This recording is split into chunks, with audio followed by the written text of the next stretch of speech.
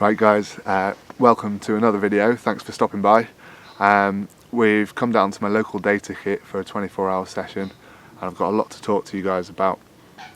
Firstly, I'm going to run you through my new improved inline lead setup. It's a semi-fixed inline lead with a little tweak which lets you know when a fish has picked you up and got away with it, and also with it being a semi-fixed setup I think it helps you lose less fish, so stay tuned to find out about that.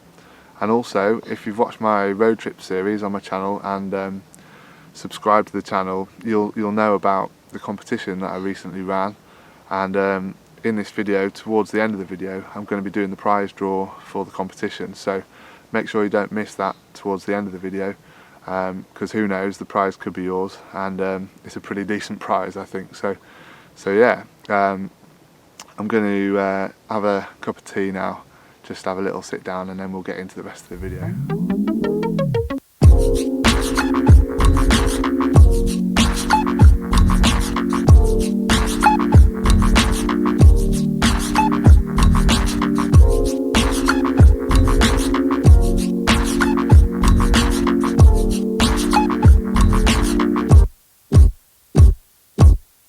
Well, thanks for stopping by guys, and if you're new here, consider subscribing. My channel is all about carp fishing and I like to sort of document my sessions as I go, do little update videos, but also I like to do hints and tips along the way to help you catch more carp. So if you like carp fishing and you want a few tips and hopefully improve your catches, then consider subscribing to the channel and hit the bell notification icon, and hopefully you know, you can learn something along the way. Right, so this session I've come down to my local day ticket. If you've seen some of my previous video, you'll have seen this lake before. It's local day ticket. It's probably only sort of 10 minutes drive from my house, so it's very handy.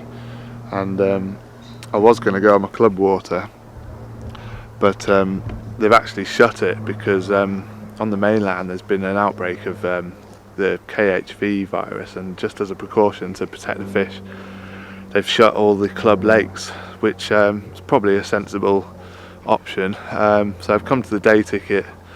My nets and mat and everything have been thoroughly dried out, and last time I fished on the mainland, which was, when was that, about 2-3 months ago, fished up in Oxfordshire, so it's nowhere near where any of the viruses have broken out. It's more sort of in the Hampshire area, so not worried about, you know, spreading anything into this lake, but I still think the club's done the right thing shutting those waters for the time being.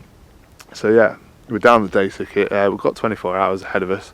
I've come down to the far end of the lake, mainly because when I got here I had a walk around and I saw on the far side a fish that was just sort of milling along the margins, and I think it dipped down and had a little cloud up on the bottom there, so it was actually near a spot that I normally fish from this swim as well. So I thought, well, you can't really go wrong with that. And then also, just before I sort of went back to the car to get my gear after walking around, a fish jumped out sort of mid-water down this end as well.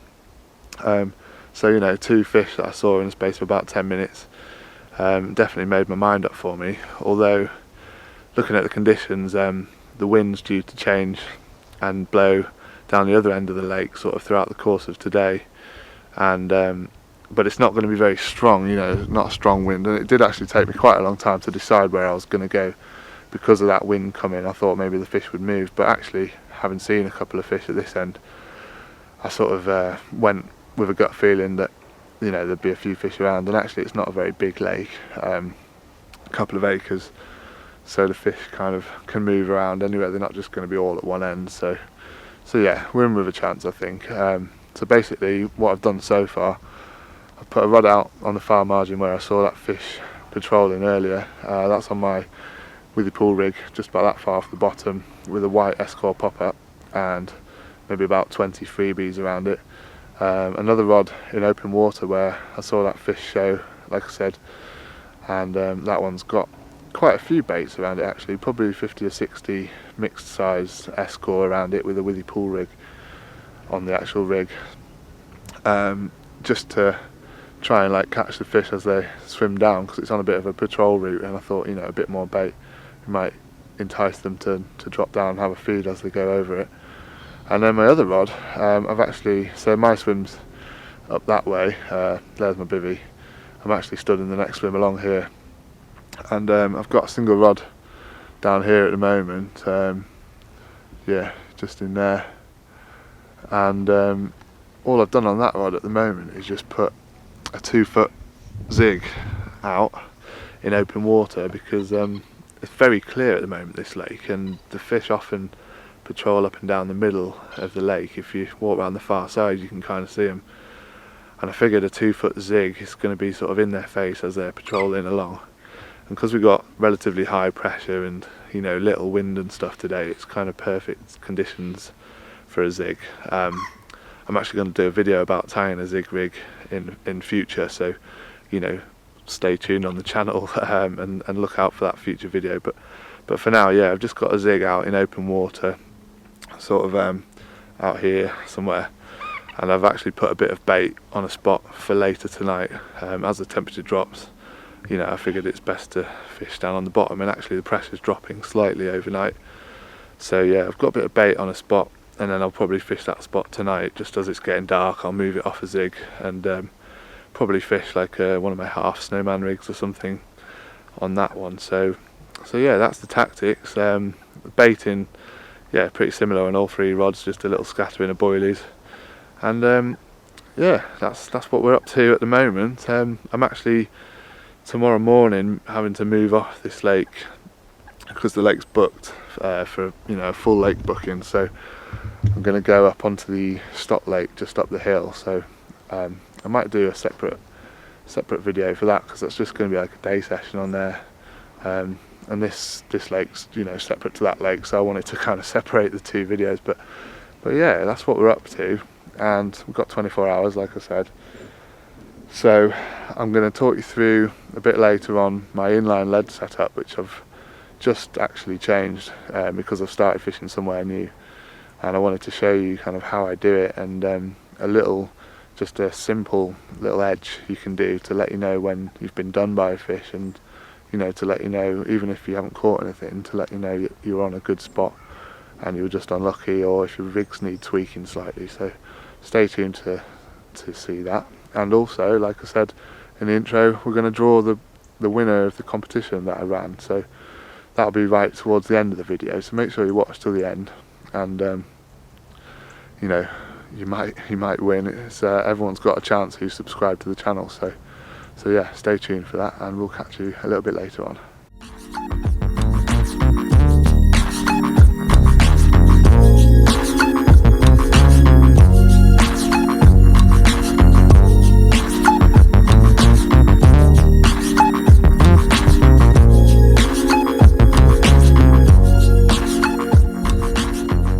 Right guys, so as I said earlier, we're going to take a look at my inline lead setup with a slight tweak which helps you know when you've been done by a fish, and also this is a semi-fixed inline lead, so there's no way the fish can use the weight of the lead to shed the hook, so hopefully it helps you land more fish and generally put more fish on the bank. So I'm going to take you down onto the bucket here and show you the components you need for this, and then we'll get into how you make it up.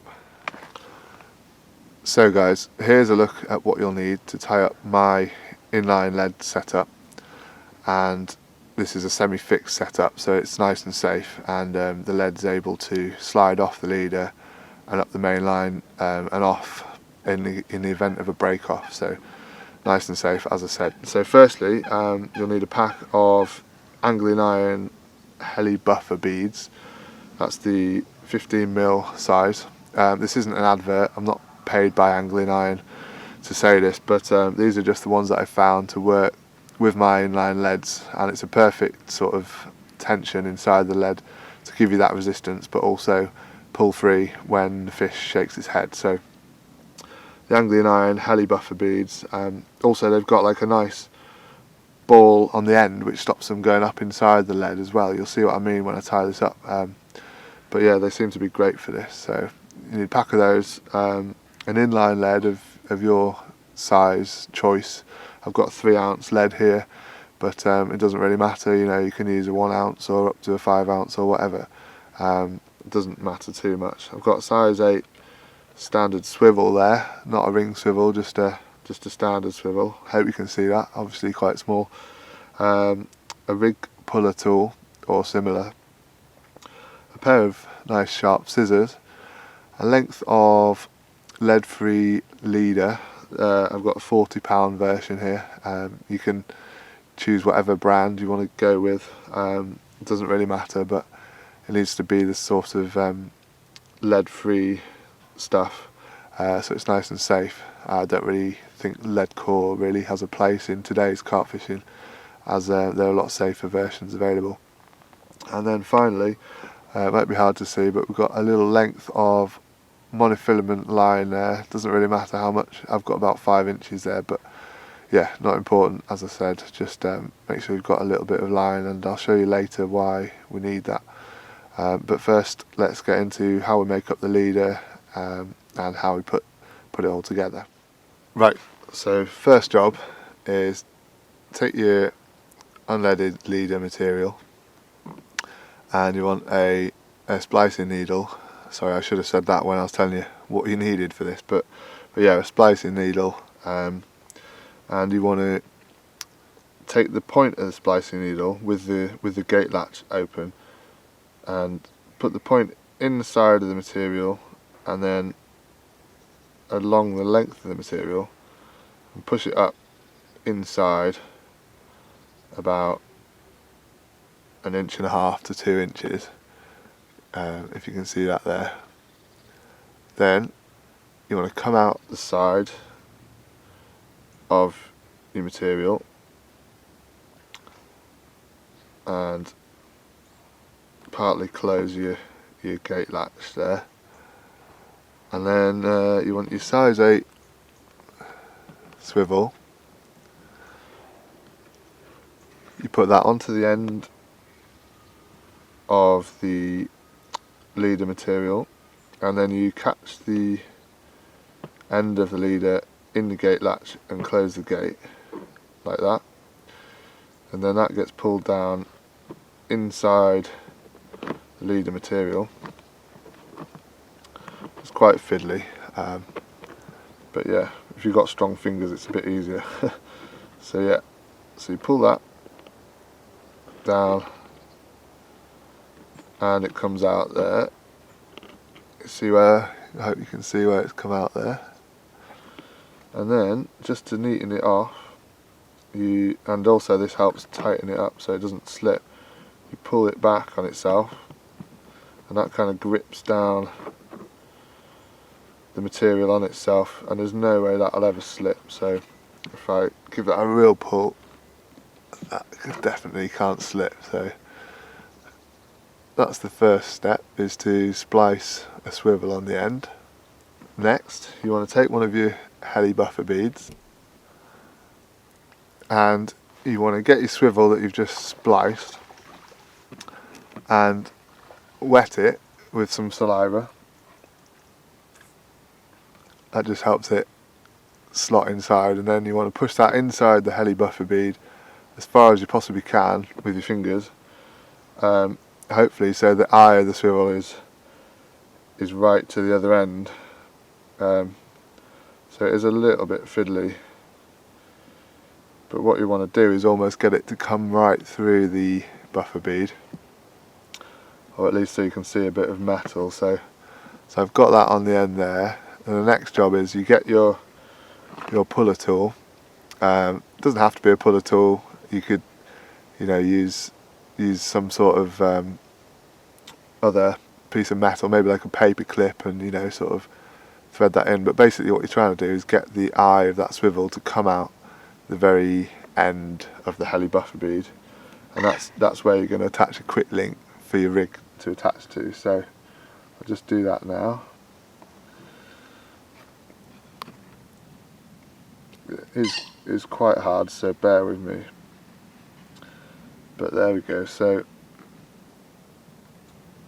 I've pulled the eye of the swivel through the end of the heli buffer bead, and hopefully you can see that there. That's going to take the quick link where I'm going to attach my rig. Okay, next I'm going to take my 3-ounce inline lead, and I've removed the insert from the lead, so it's just the lead itself, and I'm going to slide that down my lead-free leader material, the wide end first, and that slides down. And then what I like about these particular heli buffer beads is they're a perfect size to fit inside an inline lead without the insert that you get in all inline leads. There you go, so that's popped inside there, absolutely lovely. Now what that gives you is a semi-fixed setup, so if you see, I can pick it up by the swivel there as if a fish has picked it up by the rig, and it lifts the lead off the bottom. Then when the fish shakes its head, it slides off, and that can go all the way along the leader and off the top there if it needs to, in case of a breakage. And there's nothing that can make that an unsafe rig as well. So not only is it good because the fish can't shake the lead, it's safer, and actually you get better indication because it turns into a running rig at that point. So that's that bit. Now you may be wondering what this little piece of mono is for. It's literally just a bit of my reel line there. So what I'm going to do with this is, on the end of the swivel here, I'm going to tie a simple 3-turn blood knot. So put it through the swivel, pinch it with your fingers, and then wrap round 3 times. 1,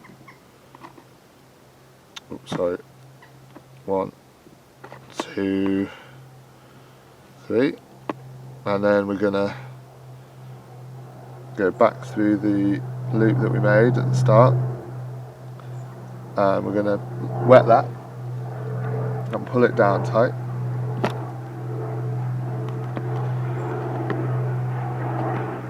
And just snip off the tag end.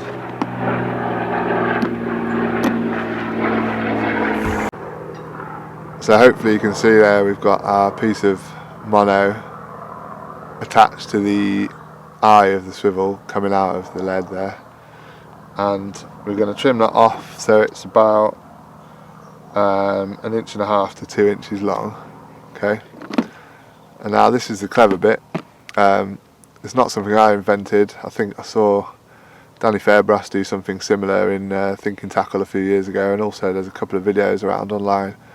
But this is basically a telltale tail of line, if you like. And what you do is you pull out your buffer bead there, and you thread it up inside the lead, and when you push the buffer bead back in, it holds the line in there. Hopefully you can see that.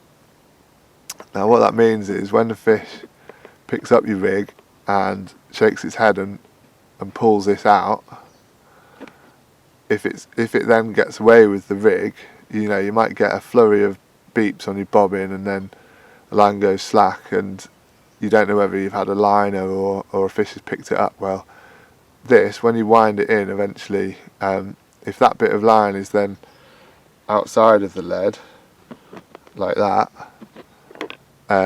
you know that the fish has done you, and you've been on a spot where you could get a take from, but you've just been unlucky. Or also it might sort of trigger you to change your rig slightly to trip up those wary fish. So that little piece of line makes all the difference in my opinion. I like to know what's going on down on the bottom, and without underwater cameras and stuff you can't really know that. So yeah, this gives you that little edge. So we'll put that back inside there, and then the final thing to do is just to splice a loop in the other end. So let's just quickly do that now for you. So the same as when we spliced the swivel on to the lead end, we're going to splice a loop here, but we're just not going to put a swivel in. It's very important that you don't put a swivel in actually, because the lead needs to be able to slide up and off the leader so that it's safe in the event of a crack off. So make sure you only have a loop here and you don't put any bits of metal work that could stop the lead coming off. So yeah, I'll run you through it again. So we use the gate latch needle with the gate open.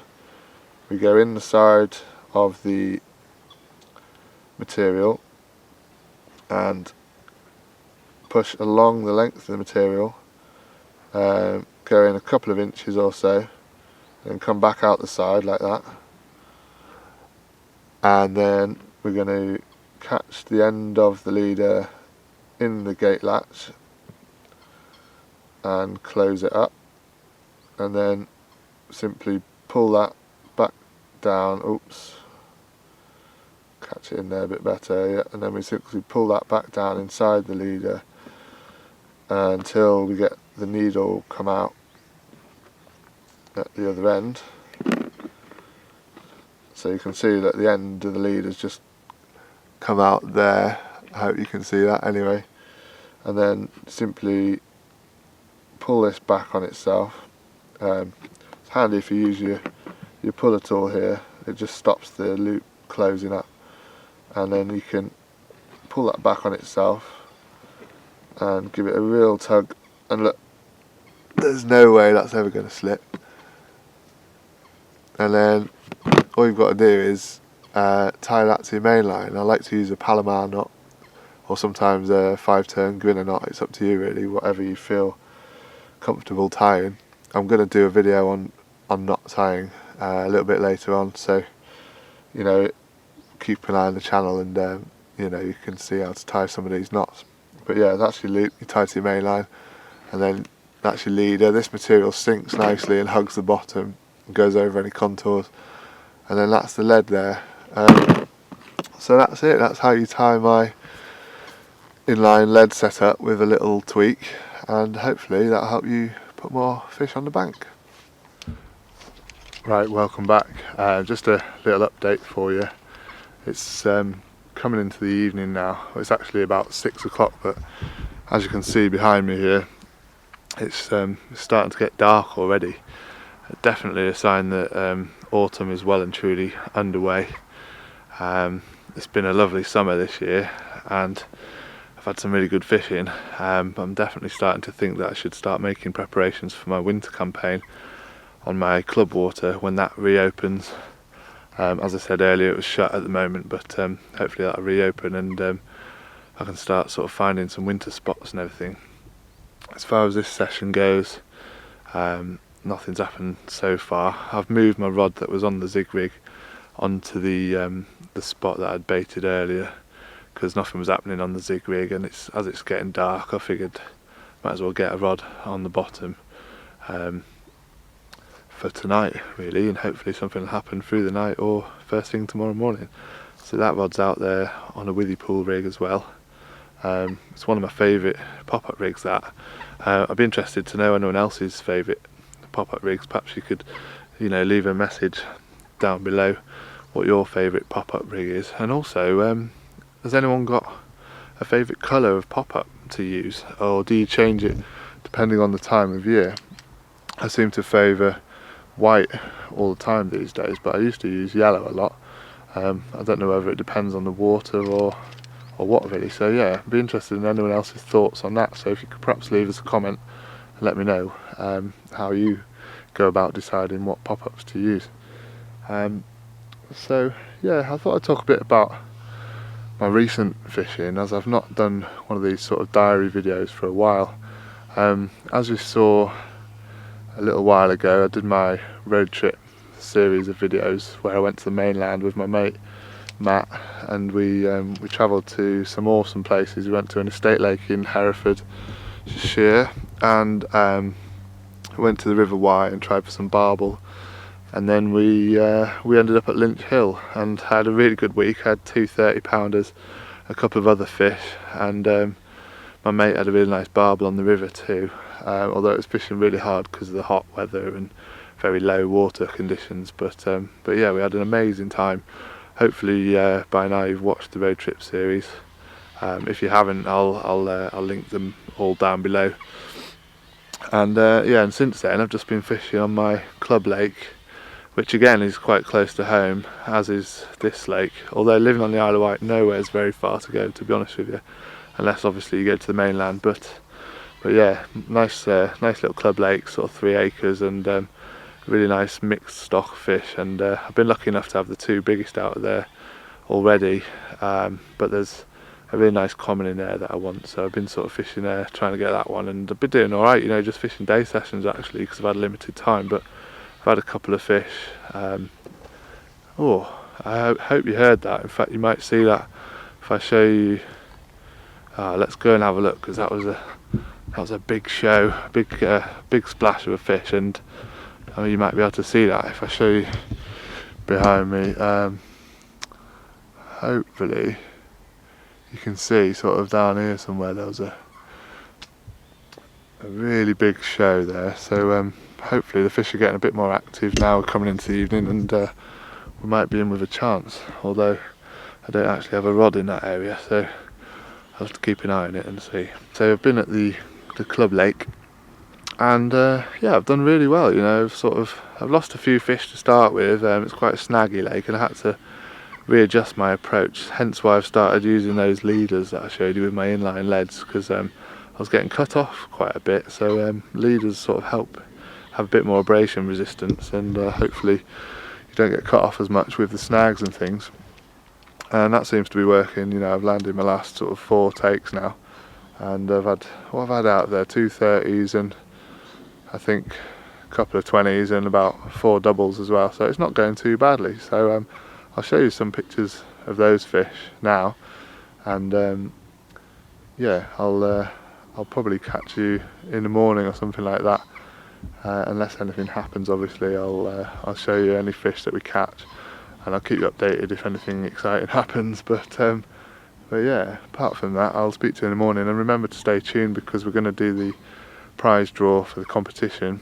So anyone who's subscribed to the channel has entered into the competition, and yeah, we're going to draw the prize, the winner of the prize, in the morning after tonight. So make sure you stay tuned till the end to see who's won the competition, and yeah, hopefully I'll have a fish to show you, but if not, I'll speak to you in the morning.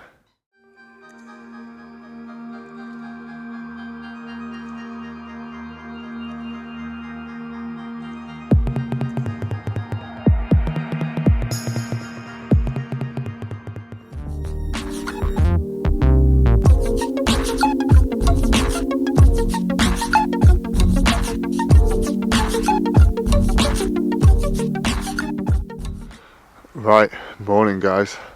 As you can see behind me here, it's a stunning morning. We had one of those nice sort of fiery sunrises that you get this time of year, where it's all streaking across the sky, and it was absolutely lovely. I've actually been awake sort of most of the night, as I always am when I'm fishing. I never seem to be able to just switch off and go to sleep. I kept hearing fish sort of boshing out in front of me, and wondering whether to move one of my rods, but then on this lake it seems that if you cast a showing fish, it sort of spooks them off, so I thought I'd stick with my guns and leave the rods where they were. And I didn't want to just cast randomly into the darkness in the night, you know. I wanted to sort of be confident that I was presented, because it's quite weedy, this lake, and you don't know what you're casting over a lot of the time. So yeah, I stuck with my original spots, and unfortunately it hasn't paid off, but that's softened the way. It's quite a moody lake, and we've had difficult conditions, you know, really high pressure, barely any wind at all, and flat calm. Look, as you can see, the lake's literally completely flat behind me there. It's like glass this morning, and yeah, I wasn't all that hopeful of a bite. I think the fish are just kind of up in the layers a bit, and perhaps I should have stuck with a zig rig or something, but you know, you live and learn. You can't always get it right every session. But yeah, we're coming to the end of the session on this lake now, and all that's left to do really is the prize draw for the competition. As I said earlier in the video, the competition from my road trip series, the 3-part series that I did a little while ago, the competition was to win a nice little bait bundle and some rigs and some hooks and stuff. Part 3 of the road trip will tell you the prize there. But yeah, so I'm just going to let it get a little bit lighter because it's still quite dark. I've had to turn the ISO up on the camera. But yeah, when it gets a bit lighter, I'm going to do the prize draw. So make sure you stick around to watch that. And that'll probably be the end of the video because I've got to move. I think I said before, I've got to move up onto the stock lake because this lake is booked out for an exclusive booking. So yeah, I haven't got much time left. Maybe an hour if I'm lucky. So yeah, I'll stick the kettle on and we'll do that prize draw. Right, it's the moment you've all been waiting for. I've got my brew, so I'm ready. Are you ready? Yeah, it's the time to draw the competition winner. As last time when I did the competition, I've just got my phone, and on here is all the emails that YouTube has sent me when someone subscribed to the channel. So literally, I think it's about 1,000 people now since I started the competition, so that's mental. And you know, thanks so much to everyone that has subscribed, and thanks to everyone who's watched the videos. The road trip itself had over 20,000 views for the 3 videos, which for me is absolutely unbelievable. You know, some people get that in a week on one video, but you know, I've only just started this year, so I'm well happy with that. So thanks to everyone who's you know, who's liked and subscribed and commented and everything. It's really helped me sort of have enthusiasm to do more videos for you along the way. So, and actually there'll definitely be more competitions coming. I'm probably going to do one around Christmas time when everyone's freezing their nuts off. You know, nice to have something to, you know, be excited about. So yeah, we'll probably be doing a Christmas giveaway. But yeah, for this one, I've got all my emails here. What I'm going to do is just scroll through like this to make it fair, and there's no cheating. I can't really see what's going on the screen. I'm literally going to keep scrolling all the way down, all the way back again, and then I'm just going to land on one. Okay, that one there. Let's see. So here we go. I don't know if you can see that. That says Chris Chard has subscribed to you on YouTube. So Chris Chard, if you're watching, you're the winner, mate. Well done. Now, I'm not 100% sure how I message you through YouTube. I think they've got a new feature where you can message people, so I'll definitely be trying to get in touch. But if you're watching this, mate, and you haven't heard from me, there's a few ways you can get in touch. I'm on Facebook, Simon Dew Carp Angler, and Instagram as well. Again, Simon Dew Carp Angler. So you can message me on those. I'm at email, if you want to get in touch, is simondewcarpfishing@gmail.com. So Chris Chard, well done, mate. You've won the competition, and yeah, if you want to message me, then I can sort out your prize for you. But I'm going to obviously try and get hold of you as well. If I can find you on, you know, on YouTube or on Facebook or something like that, then I'll be getting in touch. So yeah, fantastic, and thanks to everyone else who entered. And don't be disheartened, because as I said, there will be more competitions coming, and the prizes are probably just going to keep getting better, to be honest with you. So yeah, fantastic. Gutted I haven't caught for you on this session, but you know, you can't catch all the time. It's called fishing, not catching, isn't it? Bit of a cliche. But you know, I've probably got an hour until I need to move up onto the stock lake, and then got a nice little day session on there, and it's a lot easier fishing on there. You know, you've got quite a lot of fish, but they're a bit smaller. But you know, I've got a chance of a few bites on there to kind of console myself after blanking on this session. But yeah, I'll definitely be back on this lake at some point during the winter. I did quite well last winter on here, so it's definitely somewhere that I'll keep in mind. But I'm probably mostly going to be fishing my club lake, which is just up the road, because there's a few fish in there that I still want to catch. So So yeah, keep looking out for forthcoming videos. There's a video, my next video after this one's probably going to be a withy pool rig tie-in video, but also with that video I'm going to be showing you my exploding PVA bag trick for presenting boilies around a hook bait with a little scattering on the bottom, which is quite a neat little trick that I saw a few years ago, and I thought I'd sort of share that with you as I've been using that a little bit lately. So yeah, keep an eye out for the withy pool rig video coming, and thanks very much for watching this video, and well done to Chris Chard for winning the competition, and yeah, your prize will be on its way to you very soon. Okay guys, I'll see you in the next video.